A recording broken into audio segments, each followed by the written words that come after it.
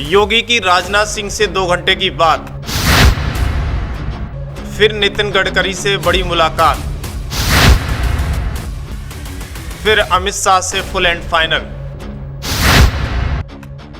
जी हां, यूपी में मानो सब कुछ सही चल रहा है तो वो हो नहीं सकता, क्योंकि हारी हुई भाजपा सीटों का डैमेज कंट्रोल करने में लगी हुई है। आखिर हुआ तो हुआ कैसे? जी हां, जिस भाजपा को यूपी में 80 सीटों में से 70 सीटों पर जीत दर्ज कराने का आदेशा था, वो सपना चकनाचूर हो गया है। यानी अमित शाह की चाणक्य नीति फेल साबित होती हुई दिखाई दे रही है। अब इसका हिसाब देने की बारी है। दरअसल यूपी अक्सर करके चर्चाओं में रहता है, क्योंकि केंद्र में बैठी सरकारों को केंद्र तक पहुंचने का रास्ता यूपी की जनता तय करती है। इस बार जनता ने भाजपा के 400 सीटों वाले घमंड को तोड़ दिया है और विपक्ष को कहने के लिए मौका दे दिया है।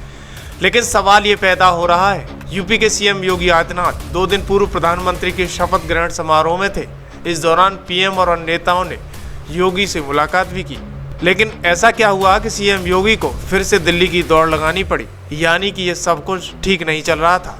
सूत्रों की माने तो सीएम योगी ने यूपी में हारी हुई सीटों की समीक्षा बैठक की, जिसमें सारे मंत्री से लेकर सभी नेता सभा में थे, क्योंकि अपने अपने क्षेत्र की जानकारी देनी थी। लेकिन इस दौरान यूपी के डिप्टी सीएम केशव प्रसाद मौर्य, ब्रजेश पाठक इस समीक्षा बैठक में नहीं पहुंचे, न ही कोई जानकारी हाईकमान को मुहैया कराई।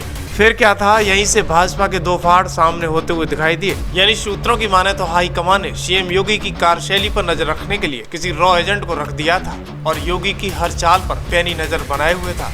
इसकी जानकारी सीधी केंद्र को दी जा रही थी। अब बात हारी हुई सीटों का जवाब लेने की है। तो सूत्रों की माने तो लोकसभा चुनाव में पहले से ही यूपी की बागडोर संभाल रहे सीएम योगी ने जेपी नड्डा और अमित शाह व केंद्र में बैठी सरकार को प्रत्याशियों की एक लिस्ट भेजी थी, जिसमें से ज्यादातर उन सांसदों के नाम थे जिनकी कार्यशैली जनता के प्रति सही नहीं थी और न ही वो जनता के बीच पहुंचे, जिससे उत्तर प्रदेश की जनता उनसे नाराज थी।